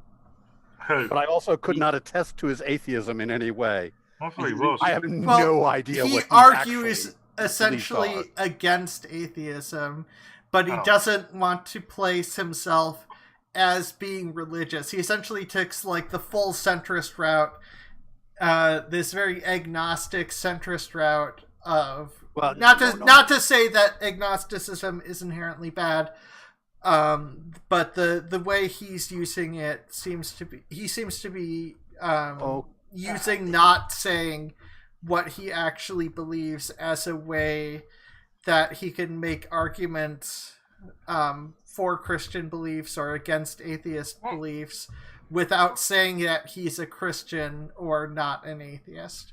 Well, I have a full page that I have saved, which is the most amazing gibberish, which is his written, prepared statement to be responding to the question which was posed to him by Sam Harris, what do you mean by God? Oh, yes. And he said he'd written it the night before to preparing for this statement, and it's just a page of Bird gibberish. salad. Yes, That's and what he he does. never answers the question. The thing is that his supporters are predominantly Christian. They Yes. think he's a Christian, and at a point before he managed to shut it off, his Patreon, which you could check and see how much he was making $32,000 a month, and most of that was from Christian donors who thought he was a Christian. So he was never going to turn out and say, "No, I'm not a Christian. I'm an atheist, but I think that the Christian values are good," because it would cost him $30,000 a month, and he'd be left with $2,000 a month.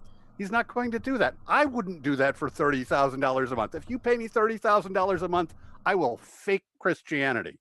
Wait, Okay? wait. But then you'd go against this very show that you're on, and we'd feel hurt. Suck it. Oh, wow. So $30,000 a month, I will say. So Dusty Smith is clearly the better person here because he actually cares about the impact that the general. Oh, I thought about being a televangelist. I could have raked in some money, man, because I know the Bible and I can talk, but I couldn't do that. I like to sleep too much. Yes, that's the problem. Yeah, but the thing is, most of us atheists know more about the Bible than fucking Christians do. I know all the arguments. Would you like me to? I will explain to you how free will actually works into divine hiddenness. And all that thing anytime you want. We got to do that sometime. It's too early in the fucking morning. I was about to say no. You're talking about the amount of Christians who support Jordan Peterson. Obviously, we know transphobes support people like Blair White. But the thing is, Christopher Hitchens, going back to Christopher, Sargon thinks he's Christopher Hitchens. No, he doesn't have the intellect or the wit. But also Hitchens, the Christopher Hitchens idiot brother. Yeah. Yeah, Dusty, do you know about Peter Hitchens? I don't know who that does know. Christopher Hitchens' brother. He's a very bright guy, but he's very theologically constipated. Yeah. Anyways, I was about to say, I remember the new atheist thing, and a lot of the people who supported them were racists. They were Islamophobes. I'm gonna say it. It wasn't that they wanted to have an intellectual debate about Islam. They just wanted to, punch a brown person. That's basically it. Yeah, I can honestly see that, and without, because I remember Richard Dawkins completely misunderstood this. Right, basically, some EDL members, EDL kind of far right, buggish fascist group, decided to put some bacon through the letterbox of a mosque, and they were arrested for racial I forgot what the actual charge was, but Dawkins thought that this was out of order. Richard, these people aren't the people who are going to read the God Delusional. They're just mindless fucking racists who don't like the fact that there are other people who are different. Yeah. Trans Gamer Girl mentions, and this is for you specifically, Sophia, Carl Ghosn isn't even Christopher Biggins. Who? Carl Ghosn isn't even Christopher Biggins. Biggins, sorry. Yeah, I get that. Yeah. I have. And Christopher Biggins is a racist as well. But yeah, and it makes you wonder when it comes to some of the new atheist movement if that sort of skepticism, if their move towards atheism was just to make themselves feel smarter and because they saw smart people being atheists. So if they No, it was the height. It was the height to naked racism. I mean, I know that Dusty picks up on this because I've heard him say it on his show. That sure, you know, you can criticize the religion of Islam, but Islamophobia is about essentially attacking people who are of, shall we say, Middle Eastern extraction. Yeah, I've had to be real careful about that, about how I talk about Islam, because Muslims, you know, in this country especially, they get shit on so much just for being Muslim, and I don't want to dogpile onto that. But at the same time, you do want to talk about the primitive, evil cult that they're a member of. So it's hard to separate the two things to make sure that you're actually, Yeah. talking about the harm they're causing, but at the same time not ganging up and bullying on them and shitting on them and making their lives worse. Because, at the end of the day, they're just like Christians, They were just taught bullshit from birth, just like we all were, brainwashed. Well, they don't know any better, just like I didn't. Yeah, so. But when it comes to religions of all sort, and this is oftentimes it's not about the actual books, it's about the culture around it. For instance, like Christianity. Christianity is essentially anti-capitalist. And it wasn't until like the 1920s, I want to say, 1920s, 1930s, somewhere around the Great Depression, when there was active propaganda to try to make excuses to be a Christian and be a capitalist, because they had to actually make an excuse to do that. And when it comes to these things, oftentimes views change over time, despite what's actually in the books. And eventually I think things move on along with culture, and the parts of the book that culture doesn't agree with tend to get ignored, and the parts of the book that culture agrees with tends to get paid attention to, because oftentimes nobody actually reads the full books. One of the interesting things about the whole theology degree thing and all that is I was taught Mormonism by a Sunni imam, and the one professor in I can't remember the name of the class now, but he says, "So welcome to the class where Jews teach Christianity to atheists." which Yep, pretty accurate. So yeah, it's it got me there. well, I find scripturally Hindu to be by far of the major religions to be the absolute worst. But it's one of those things where people don't they have the log in their own eyes, because the Quran is pretty except for the fact that it's not really story based. It's very similar to the Bible. So. Well, I was going to ask Dusty, what do you think about religions such as Buddhism? Well, if I had to pick one, I guess that would be the one I picked. It seems pretty innocuous. So, but you see, here's the thing: to us in the West, it does. But I've done some research. There is Buddhist fundamentalism. It's happened in Sri Lanka. Yeah. It depends on what version you're talking about, like anything else. yeah. And also in it's not. Oh, sorry. What's Burma now called? I forgot. They've changed the name of the. Yeah, they've changed the name of the country. There's a Muslim minority there who are being persecuted by Buddhists. So all religions can have this fundamentalist bent, which always scares me. Yeah, but I mean, they also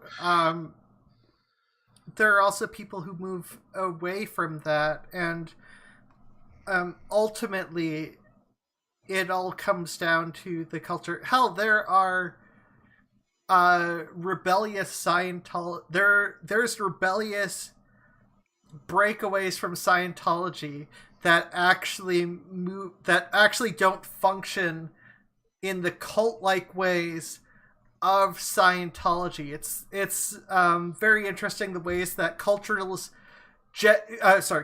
genuinely change over time, and that impacts the ways that religion changes, and it's hard to just and it's really a question of what, in your opinion, should be fought against. And this is why I consider myself an atheist and never an anti-theist, because I don't think attacking the religion directly will do much in terms of good, even if I don't think that it is accurate by any means, to my knowledge.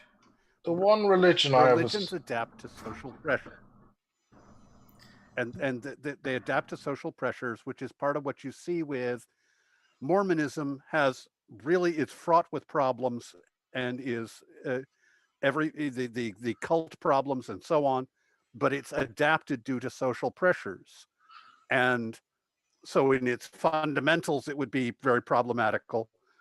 The Muslim religion has been practiced in isolation to a great degree, meaning it hasn't adapted to those kinds of social pressers.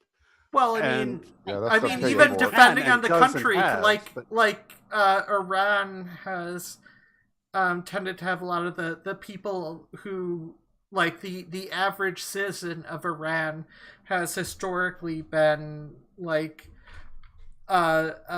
significantly more progressive than obviously the religious leaders and whatnot, and the transfer of information has kind of made it inevitable for people to realize that other people exist and aren't this whatever creation that people think of others as. The one religion othering. The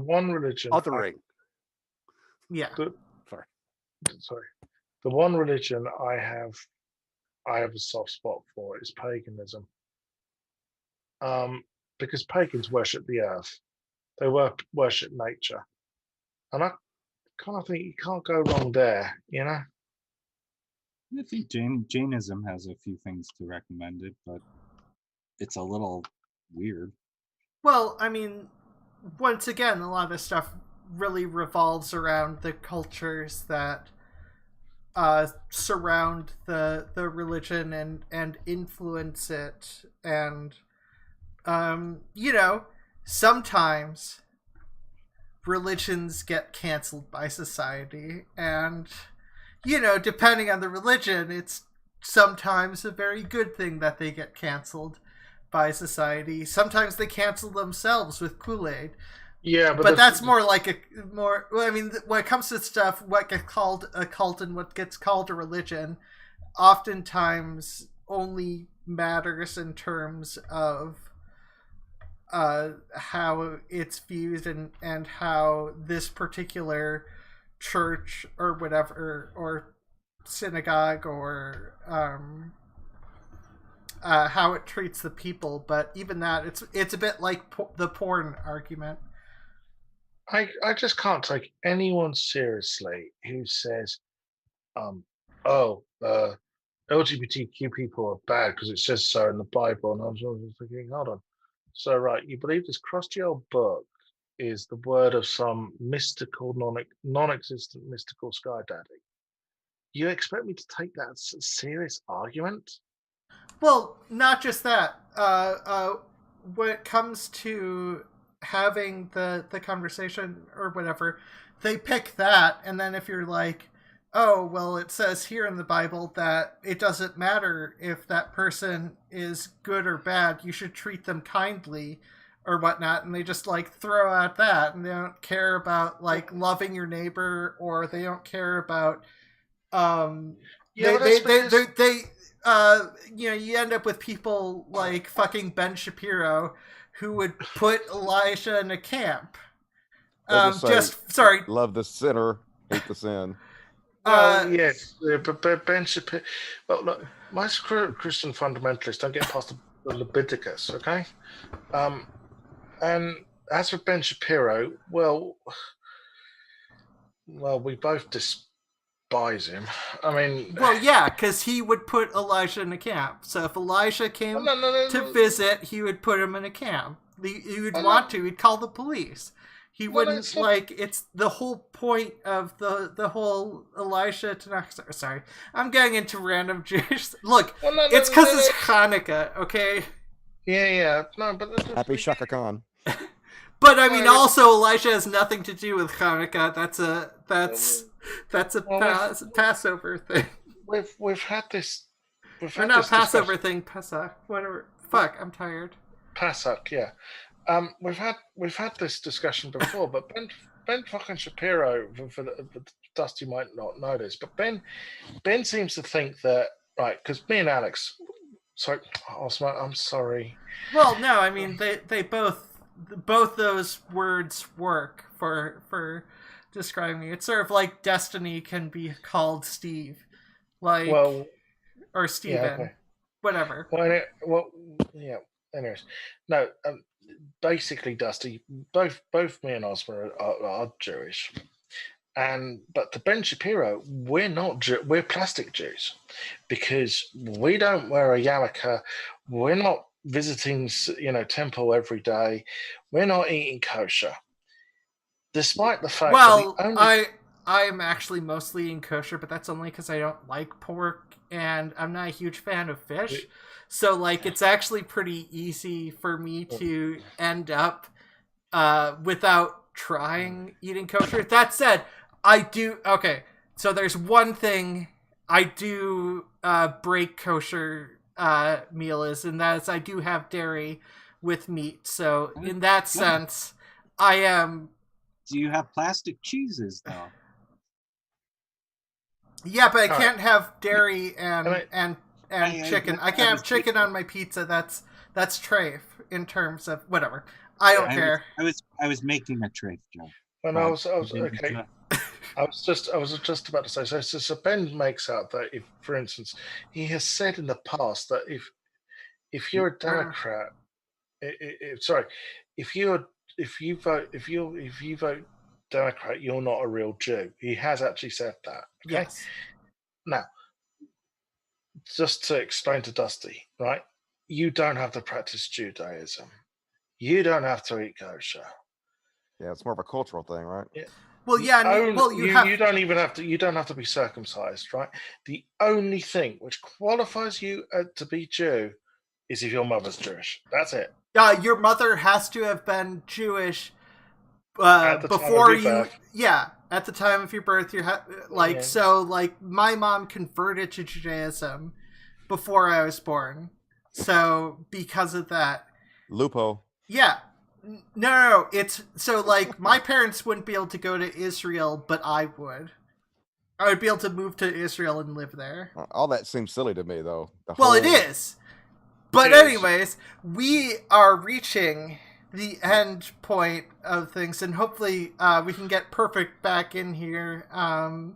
Must have had an internet problem. Sometimes the internet gremlins get at Perfict occasionally. So Perfict. So I'll go first, just because I feel like randomizing things. You can find need a D12 for that. What? You need a D12 for that. No, sorry, don't have. I do have a D12 somewhere, but I can't find it, and that's upsetting me. Anyways, I can be found Ozma in the Dark everywhere. Ozma in the Dark on YouTube, Ozma in the Dark on Twitch, Talking to Nothing on Twitter. That's Talking to Nothing minus the G. OzmaInTheDark.com. I will be streaming World of Warcraft Classic Raid after this on my Twitch channel, because we're still doing Nax progression, and I'm pissed off at my raid team for reasons related to them doing poorly. Anyways, I will also have a video talking about my mistakes, because I have decided to just put like a video of my thoughts out weekly so I can have weekly content so I can actually grow my main channel. And you can always find me here on Sundays and Wednesdays for LGBTQ rants and this, and you can also find me streaming World of Warcraft Classic every Saturday. I don't usually stream on Sundays, but because of Nax, I am. Christy, where can people find you? My channel has started up again. Next person I'm having on is Zanzi. Zanzi's always lovely to talk to. Sorry. Yeah. We're just working out schedules and shit. Or we're going to be working out schedules and shit. And Dusty eventually, if I can actually get his attention. Maybe I'll answer my DMs one day.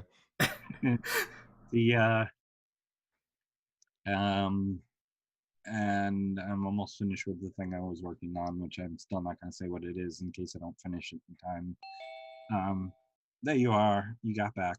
Yay. Christy Abbey is my main channel. And Chris Abbey Music without the TY is my music channel, which also has new stuff on it. And Normality Quake at Normality Quake on Twitter. There will be I don't have a cam girl name yet, so we'll work on that. Okay, perfect. I'm so sorry. I wanted to do a quick shout out to Lavender Lady, who friend of our stream here. So she who is not feeling well lately. So just wanted to wish her good. And Emily, who hopefully survived her family today. Yeah. Perfect. Where can people find you? The Rumpus Room Discord channel, links below, and I do this every week. Okay. And I'm Dusty Smith. You could just Google me. You'll find me. I'm out there. I'm all over the place. Okay. Anything you're working on special? Me? Hell no. I'm gonna work on finishing Cyberpunk 2077. That's about it. But I do my shows every Monday and Friday at 8 p.m. Central, 9 Eastern on the Cult of Dusty channel on YouTube. If anybody wants to check that out. Yeah. Go check it out. It's worth it. It definitely is. I'm on there occasionally, which means I think it's worth it to occasionally show up. I tune in regularly. Praise. I appreciate you guys. Yeah, and Sophia, where can people find you? I'm just never in the chat. At the moment, the best place is on Twitter at Sophia Botha 74. That's it. Okay. Oh, well, you do a show on Wednesday too. Oh, yes. Yeah, LGBTQ rants every Wednesday. LGBTQ rants with the lovely Ozma and Christy. See you this Wednesday. Yeah. You in comms? I will be in a second. Let's go. It's 9:00. Yeah, I know. Sorry.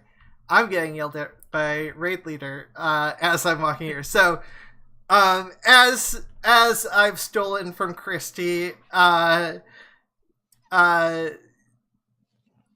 do it. Yeah, you do it. My brain is not in a good place. Oh, I can do it. Like, follow, and subscribe. No. No, not the YouTube. Like, follow, share, subscribe, make a comment. We have a Patreon, but I haven't gone into it in a while to fix it. But your voice matters, your life matters, and you matter. And that's the wrong order. It's your life. Trans rights. Yeah. Trans rights. Trans rights. Trans rights are human rights. Yeah. Bye. Bye. Bye.